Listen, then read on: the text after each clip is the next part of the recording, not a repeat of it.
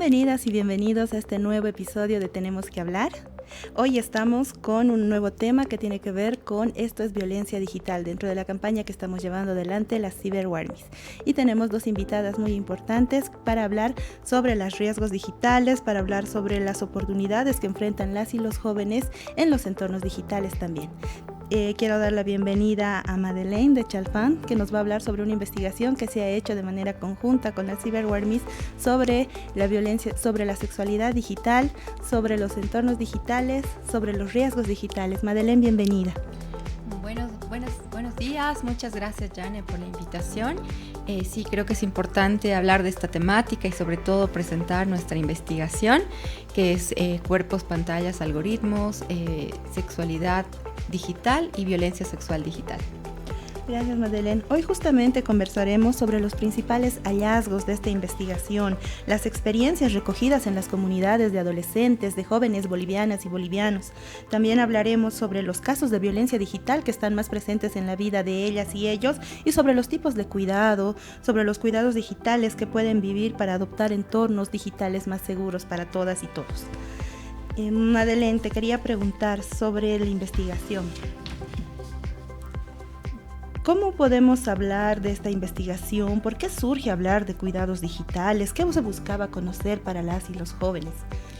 Sí, nosotros buscábamos conocer con esta investigación cómo los jóvenes hoy en día están viviendo su sexualidad dentro del entorno digital, porque vemos que ya la sexualidad no está desarticulada de lo que son los entornos digitales, es uno solo. Entonces sí queríamos conocer cuáles son también los riesgos a los que enfrentan y cómo a partir de estos conocimientos, de esta inquietud que tienen los jóvenes con el tema de la educación sexual integral, también hay muchos riesgos que se enfocan dentro de las plataformas digitales y cómo se relaciona esto.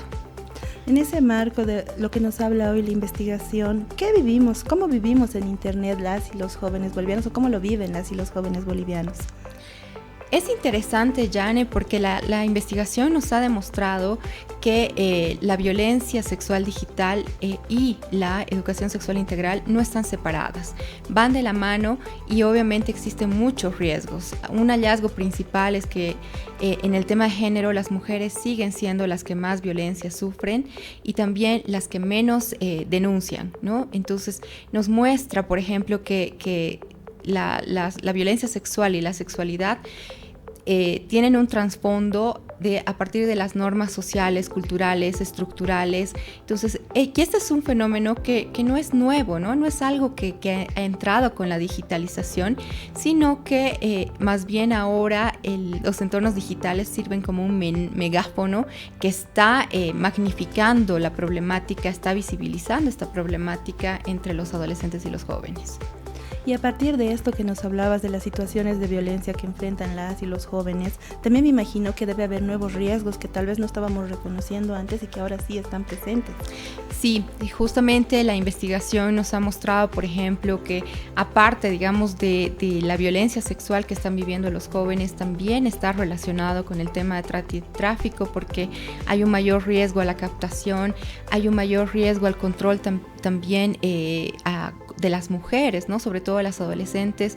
El cuerpo de las mujeres se sigue viendo como un objeto de control social por parte de una cultura machista que tenemos en el país. Existen estos riesgos de sextorsión, de los deepfakes, de todo esto que nos presenta la investigación.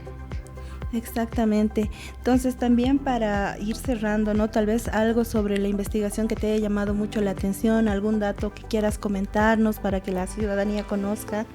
Sí, algo que me ha llamado muchísimo la atención y que lo hemos visto porque este estudio tiene una parte cualitativa pero también cuantitativa, es que hoy los jóvenes, si bien tienen una educación sexual en los colegios y muy poco en las familias, por ejemplo, la mayoría decía que aprendió o recibió información en el colegio, un 32%, un 18% de las familias, pero sí me llamó la atención mucho en la parte cualitativa. Una niña de 12 años decía que ella buscaba información sobre educación sexual en internet y que su consejero era la inteligencia artificial.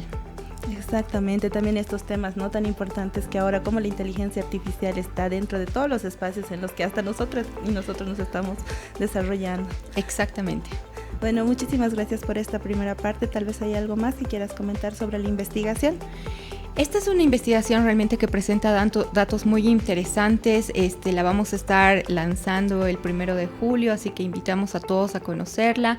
La van a encontrar también en nuestras páginas, en ChildFund, en la CyberWarmies, para que profundicen estos datos, pero que también puedan ver que no solamente los jóvenes tienen riesgos, sino que también ellos son parte de esta agencia juvenil, donde ellos también presentan sus propuestas para luchar contra la violencia sexual digital.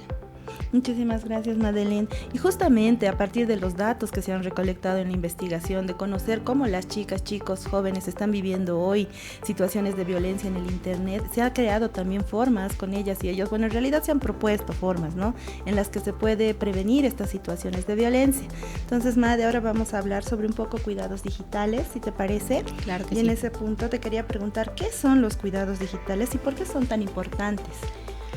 Claro que sí, Janel. Los cuidados digitales son todas estas herramientas que nosotros utilizamos justamente para crear entornos seguros y protectores a la hora de la navegación, ¿no? Entonces es el poder nosotros contar con el conocimiento adecuado para una navegación segura en Internet.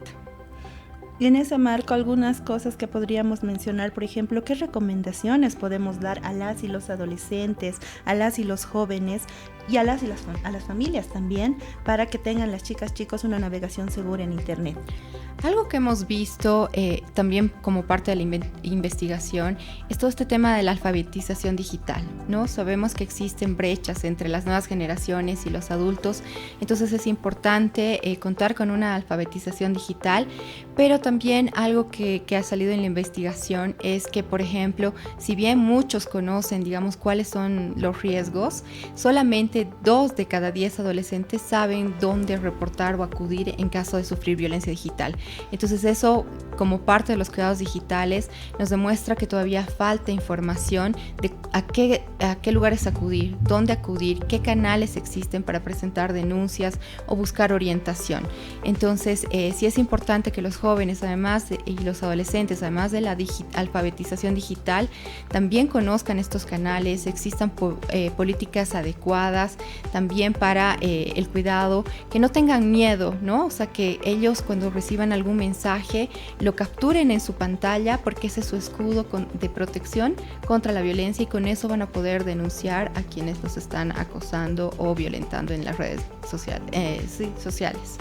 Sí, justamente estaba recordando en este momento cuando hemos hablado sobre la agencia digital en las juventudes, ¿no? Cómo se está viendo, porque pensamos que, por ejemplo, la agencia digital solo es que conozcan, tipo, dónde pueden denunciar, pero ¿qué pasa con el sistema si no responde? Si yo, por ejemplo, como estos 2 jóvenes que decías, saben, tengo que ir a la Defensoría de la Niñez porque he vivido una situación de violencia digital, pero en la Defensoría me van a decir, bueno, tienes que seguir los pasos, algún adulto tiene que denunciar, tiene que acompañarte. Entonces ahí se van presentando también estas situaciones de que no va al mismo nivel esta agencia digital de las y los jóvenes que ya conocen situaciones al nivel del sistema que puede responder a sus denuncias, ¿no? Entonces, en esos casos, ¿qué otras cosas podemos hacer para acompañarles? Algo que es importante, yo creo que no hay que tener miedo, ¿no? No hay que tener vergüenza, porque la investigación también ha demostrado que sobre todo las adolescentes, las mujeres, no denuncian por miedo, por vergüenza, ¿no? Entonces, por no contar a las familias, no contar. Entonces, no hay que tener miedo, hay que contar a la familia. Por eso también es importante esto de la mediación parental positiva, ¿no? Que los padres, sobre todo en los más pequeños, acompañen la navegación segura, que haya una comunicación positiva entre los adultos y los adolescentes, para que ellos también tengan la confianza de acudir a sus padres o adultos de confianza para tocar esta problemática. Sí, ahora que recuerdo, en la investigación también salía esto, ¿no? De por qué las chicas no cuentan a sus papás porque les castigan. Exacto. O sea, la primera reacción de mi mamá, de mi papá va a ser que me va a pegar o me va a gritar o me va a quitar el celular, entonces prefiero callarme y siguen aguantando situaciones de violencia hasta que sienten que ya es muy, muy pesado y recién hablan. Porque, por ejemplo, decía alguna, ahora que me recuerdo esto, no, pero solo son mensajes, lo bloqueo y listo. Pero es una situación de violencia. Exacto. Entonces ya cuando esto pasa, digamos, a que no ha venido a mi colegio, entonces recién hablo y también ahí estamos normalizando ciertas situaciones de violencia o minimizando situaciones de riesgo para las chicas, chicos, ¿no? Sí, exactamente. Entonces, algo que sí ha salido es que tienen vergüenza o tienen miedo a que la sociedad las tache, ¿no? O sea, las siga revictimizando y diga, no, tú has tenido la culpa, seguro tú has hecho algo. ¿Qué es lo que pasa igual con las víctimas que van a denunciar violencia física, por ejemplo, ¿no? Entonces, no, es importante hablarlo, es importante conversarlo y sobre todo es importante que los jóvenes entiendan que no es su culpa, que cualquiera puede sufrir violencia y más hoy en día con las redes sociales, los deepfakes que están a la orden del día. Exactamente, y saber poder reconocer dónde puedes denunciar, saber que no ha sido tu culpa y que también tienes personas adultas que te pueden acompañar en estos procesos. Una cosa más que quería consultarte sobre esto de los cuidados digitales con las pequeñas y los pequeños, desde tu experiencia. A veces decimos, no, entonces no se le va a dar celular a la niña o al niño porque es riesgoso. Entonces ahí, por ejemplo, no estamos practicando una navegación segura porque me imagino que desde chiquititos tienen que aprender a reconocer estos espacios. ¿Va en ese punto también la navegación segura? Sí, ahí, o sea, hay dos líneas, ¿no? O sea, porque la investigación también muestra que los pequeños empiezan con el uso del celular activamente a los 6 años, aunque sabemos que ahora para los padres nuevos el celular se ha convertido en una niñera, ¿no? La niñera digital.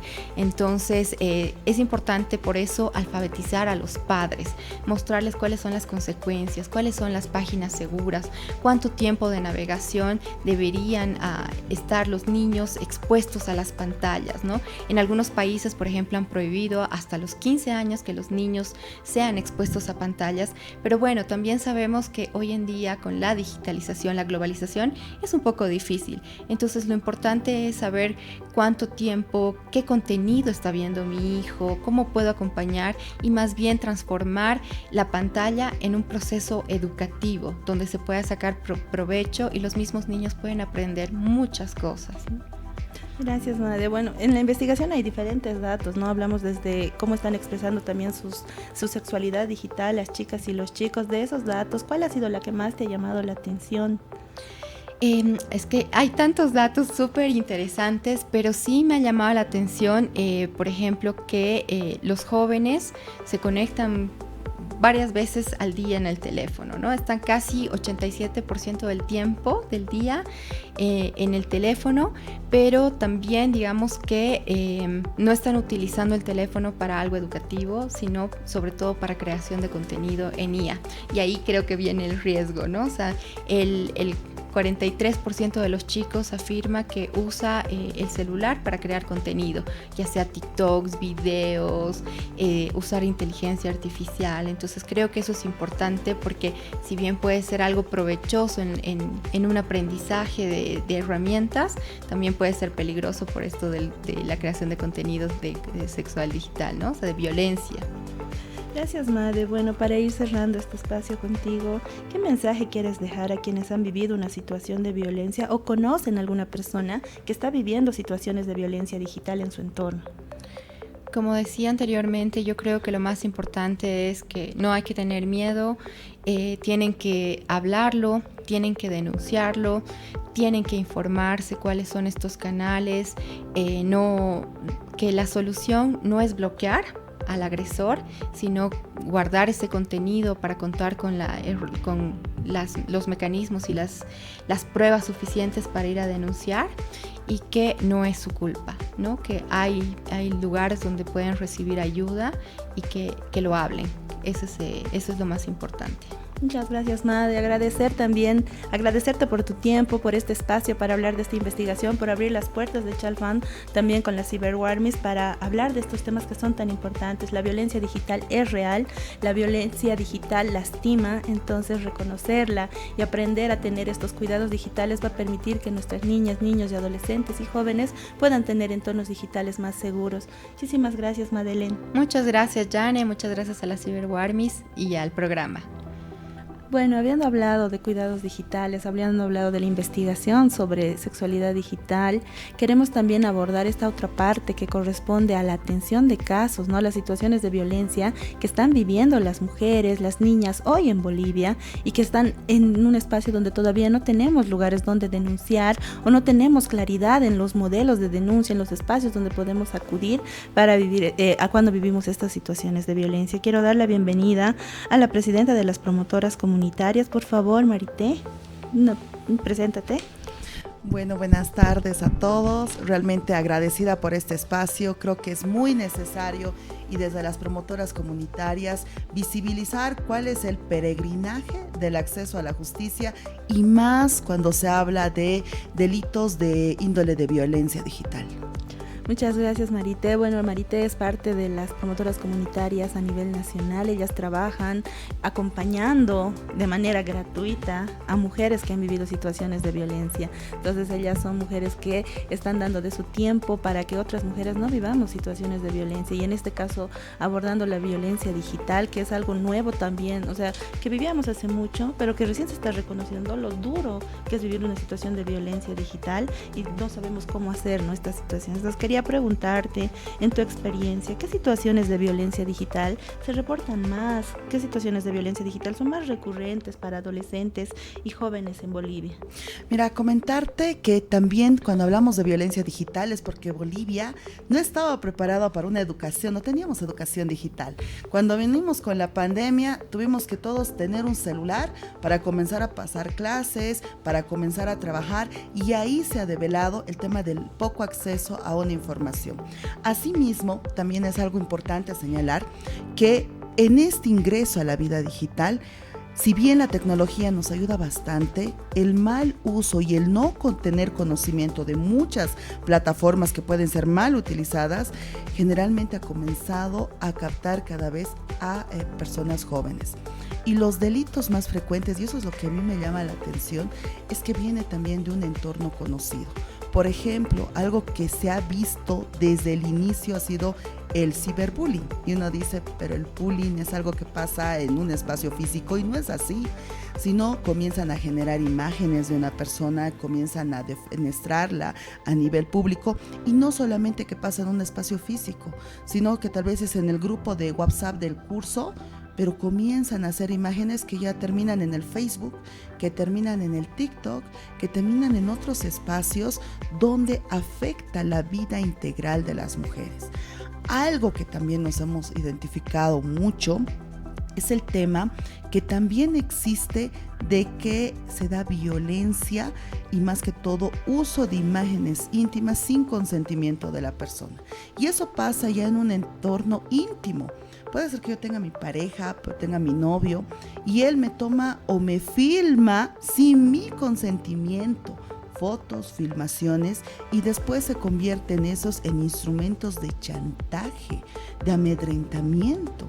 Tenemos un caso muy delicado que es de hace años atrás, que después de 12 años una mujer adulta logró tener acceso a la justicia. ¿Por qué? Porque le habían grabado sin su consentimiento, y desgraciadamente es algo bien reiterativo, y nuestros jóvenes es algo que se está dando a diario contra mujeres, contra niñas, también contra adolescentes, hombres.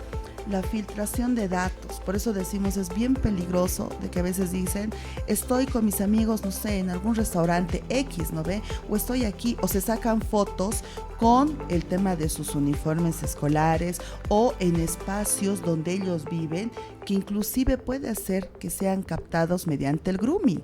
¿Qué es el grooming? Un adulto finge ser menor de edad, comienza a establecer relación con esta persona, generalmente por los juegos en red, ¿no ve? Comienzan a chatear, se gana la confianza y después se está comenzando a dar temas de violencia que de lo digital pasa a lo real. Se están dando hechos de violencia sexual, captaciones de niños, niñas, adolescentes a esos entornos. Entonces es muy complicado y vemos que aún existe un desconocimiento desde las autoridades para poder tocar estos temas.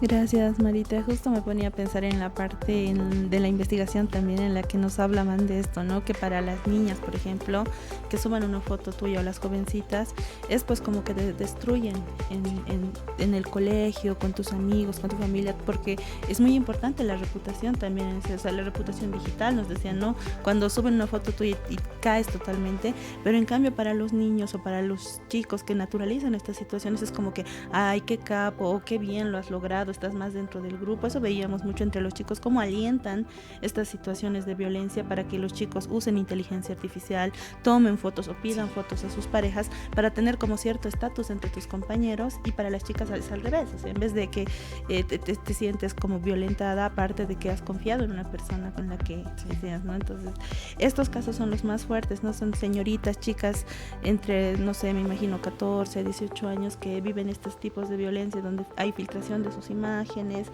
generación de imágenes por IA de ellas sexualizadas. Exacto, pero también, y algo que nos llama la atención, que las edades están disminuyendo. Por ejemplo, ese tema de tu privacidad.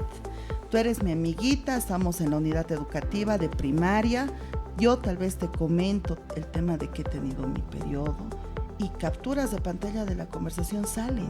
Entonces, ¿cómo podemos? O sea, son cosas que están pasando. O sea, los niños ya tienen un acceso directo.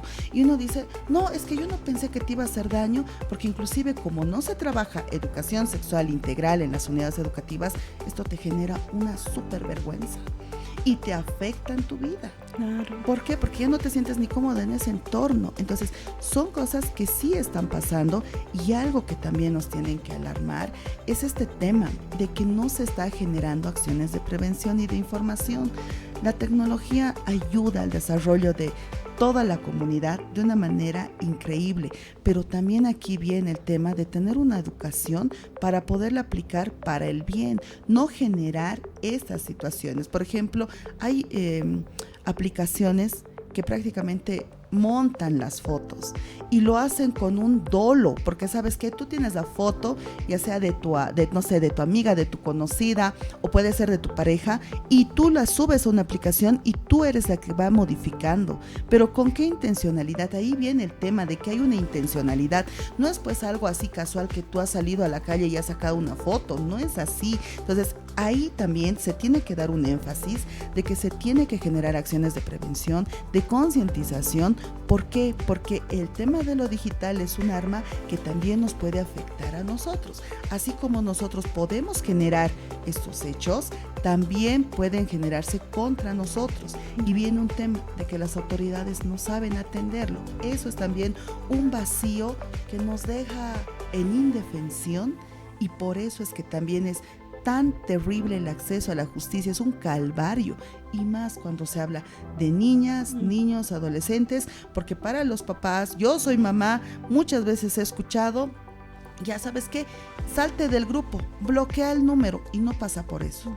Cuando tu imagen ya está por TikTok, está por Instagram, está por diferentes plataformas, tu imagen está dañada, puedes perder toda tu vida integral. ¿Por qué? Porque ya no quieres salir a la calle, te sientes señalada, te sientes un objeto de burla, de morbo.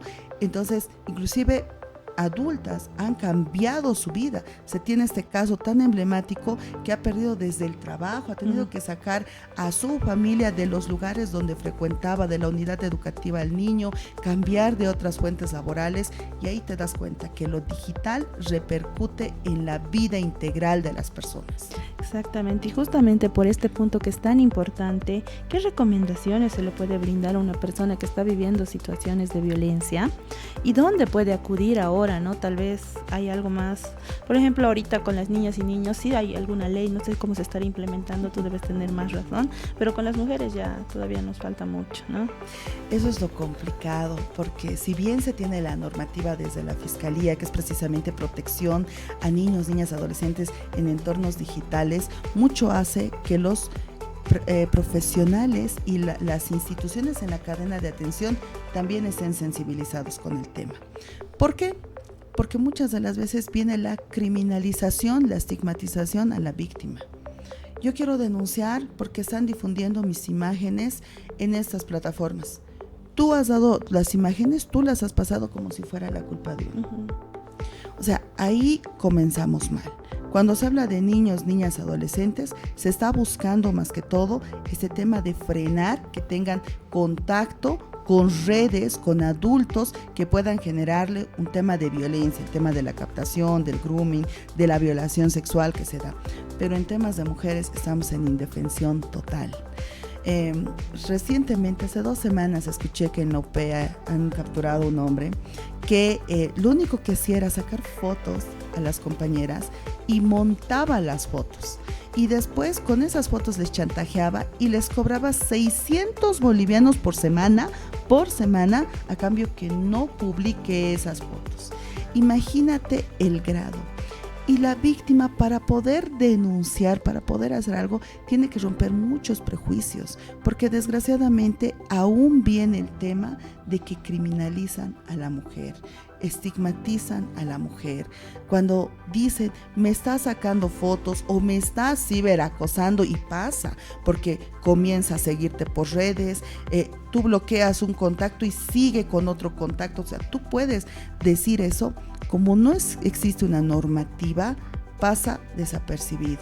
Tiene que ser algo más claro, como una amenaza para que tomen en cuenta, o si no, un tema de distribución de imágenes sin consentimiento y o pornografía, que en muchos de los casos de esa forma está ingresando. ¿Por qué? Porque no existe una normativa. Por eso para nosotras como promotoras es importante primero decirles a las víctimas, tú no tienes la culpa, tú no te sientas culpable. Es una persona que tiene la intención de lastimarte y lo que tú tienes que hacer es protegerte. Existen, menos mal, organizaciones que están apoyando a mujeres, porque realmente la gran cantidad de víctimas oscilan desde los 16 años, creo que hasta los 23 años, hasta que termina la universidad, porque en la universidad muchos casos a diario se registran de esta índole. Entonces, primero buscar ayuda. Están las promotoras comunitarias, nosotros estamos a nivel Bolivia y estamos dispuestas a colaborarlas.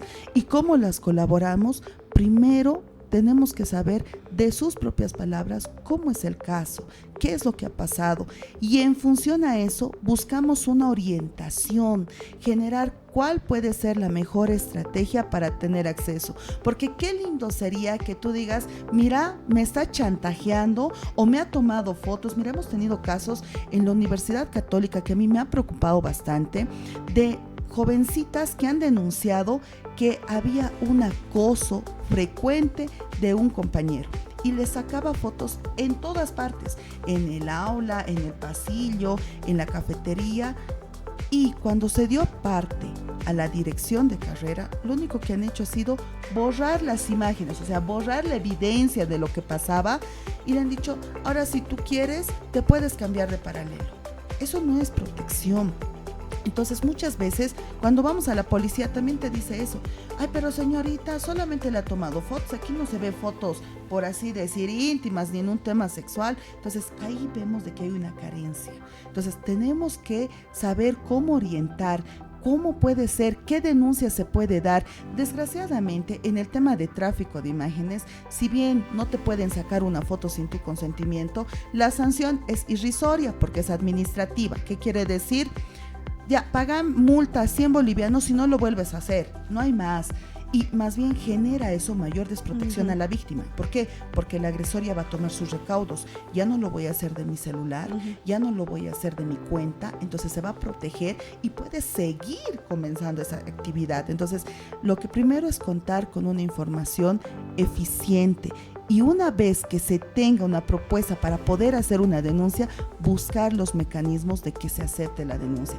Y para eso realmente se necesita mucho apoyo, porque muchas de las veces lo primero que es que te rechacen la denuncia, desde querer ingresarla. Mira, me están amenazando, me están diciendo que van a ir a mi casa o que me van a, no sé, me van a golpear.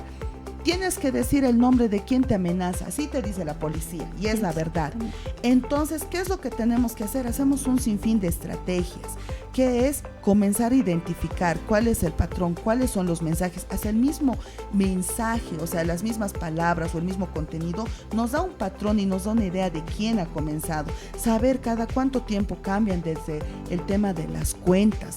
La verdad de que es un trabajo ahorita, como quien dice, es como querer arar en el mar, pero lo estamos haciendo, pero necesitamos una normativa específica, porque muchas mujeres cuando vamos y decimos vamos a hacer la denuncia y saben que la sanción es de una multa y como quien dice, una llamada de atención, lo dejan y se quedan en indefensión, se quedan sin justicia, y las mujeres, las víctimas, por lo general son las que tienen que cambiar toda su estructura para buscar medidas protectivas, como quien dice, para alejarse, que es comenzar a cambiarse de unidad educativa, dejar de estudiar, porque también se ha dado casos de que han dejado de estudiar en la universidad y otros más. Gracias, Marite. Justamente, gracias por mostrarnos todo el trabajo que realizan las promotoras comunitarias para acompañar casos de violencia digital. A veces el tiempo es así corto. Queremos agradecer por explicarnos todo lo que tienen que hacer en estos espacios y bueno, pedirte un pequeño mensaje para las chicas, chicos que están tal vez viviendo situaciones de violencia digital y agradecerte por este espacio. No, más bien agradecerles a ustedes y nuevamente decir, ustedes, una persona que sienta que desde su celular o que sienta que al escuchar un mensaje o al tener esa vibración del celular tiene miedo, es porque está sufriendo algo que viene desde las redes, es algo que viene desde el celular. Por lo tanto, las promotoras comunitarias estamos prestas a poderles ayudar. Tenemos un número a nivel nacional para poderles poner en contacto con las promotoras territoriales y poder tener acceso a la justicia. El número de celular es el 758-51-381. Pueden mandar su mensaje de WhatsApp, inmediatamente nosotros nos vamos a comunicar para poderles enlazar con compañeras que les puedan apoyar. Y recuerden, no es su culpa y el primer paso para frenar a este agresor o quitarle la fuerza o el poder que siente sobre nosotros es el romper el silencio. Gracias, Marite. Esto fue Tenemos que hablar. Recuerden, esto es Violencia Digital.